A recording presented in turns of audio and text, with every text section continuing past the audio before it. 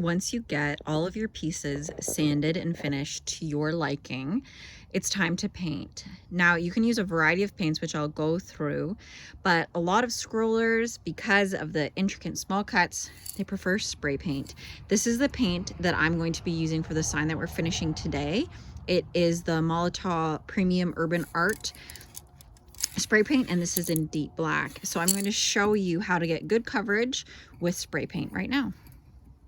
So I definitely not call myself a spray paint expert, but it is one of the quickest ways to paint all of your tiny intricate designs. So that's why you'll see most scrollers using spray paint. This spray paint has awesome coverage and it's anti-drip. So it's a very thick paint, which means I don't necessarily have to prime what I'm painting, because it really only needs one, maybe two coats, but the second coat is super, super light. So I'm just going to show you how to spray paint these tiny letters. You should obviously be wearing PPE, but because I'm talking, I'm just going to not breathe in. So this is a fresh pan. You want to make sure that you shake it up so that you have the highest concentration of pigment. And I'm just going to test my spray first. All right, that's nice and black. So what I'm going to do is go around and focus on the edges first. So you can see I'm really focusing on the edges. Really trying to have a smooth, it's windy, I'm outside because of the ventilation, so I'll just wait for that to go down a little bit. But really what you're wanting to do is go around, focusing on each edge, and the overspray will really get into those little tiny spaces as you spray. There we go. So as I mentioned, this is a really thick spray paint, so it's really good for not having to do primer if you're using darker colors. If I'm doing something like a white, I typically will do primer because the coverage on white is harder than more solid colors.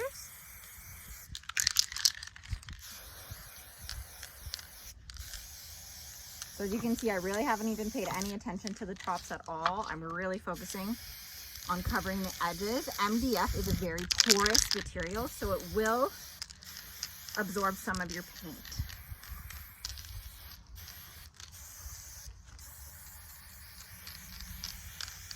So as you can see, I'm holding down the nozzle and really just focusing on going back and forth as I spray to get a nice even coverage.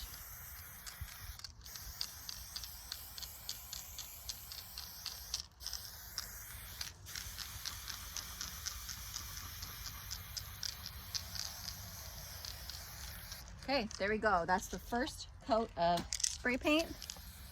I'm just coming on this side.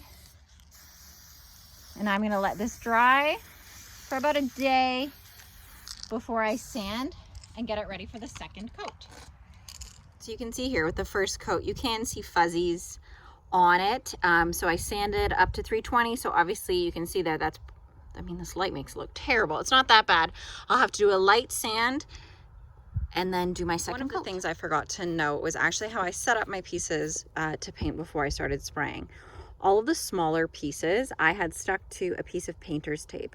This will allow me to lift the painter's tape up to lift off the painted words, which makes it a lot easier than doing it directly to the board. This one I have elevated because it was big enough, and it's just on spray paint lids. That allows you to get really into the piece and on those nice edges. I waited a few minutes now, and now that the paint is a little bit more dry, I'm going to do a second coat right away. With spray paint, you have to be very careful of dry times. So typically you can do a second coat within an hour, or you have to wait 48 hours in order for the paint to fully cure. So because it's only been a few minutes, I can do the second coat, and the nature of this paint, because it is so thick, a lot of those imperfections I can actually hide rather than having to resand and recoat. So here we go. So I'm going back and forth with steady flow from the nozzle, focusing on those spots. Doing a nice solid spray, but ensuring that the can is always moving so that you're not making it pool in any area. And you can see the overspray as I'm spraying is going into those little crevices, ensuring that it's nice and crisp. All right, there we go. It already looks a lot better. And we'll see, I might get away with not having to do sanding between coats again. So there you go. There you go. Spray painting is a finicky beast. But if you can figure it out, it gives you a really nice finish. This here has one coat of white spray paint. I didn't focus on the edges because those will actually be covered up based on my design. But you can see there is a very fine raise of the grain. Well, it's not technically grain since it's MDF, but the fuzzies are still slightly there. So I'm going to sand lightly and then do a second coat. So I'm just going to use my micro zip sander with the 220 grit. Just do a very fine sand, focusing on the top and edges to ensure that I have a smooth surface to put my second coat of paint on. So I'll do that to each piece before I begin spraying.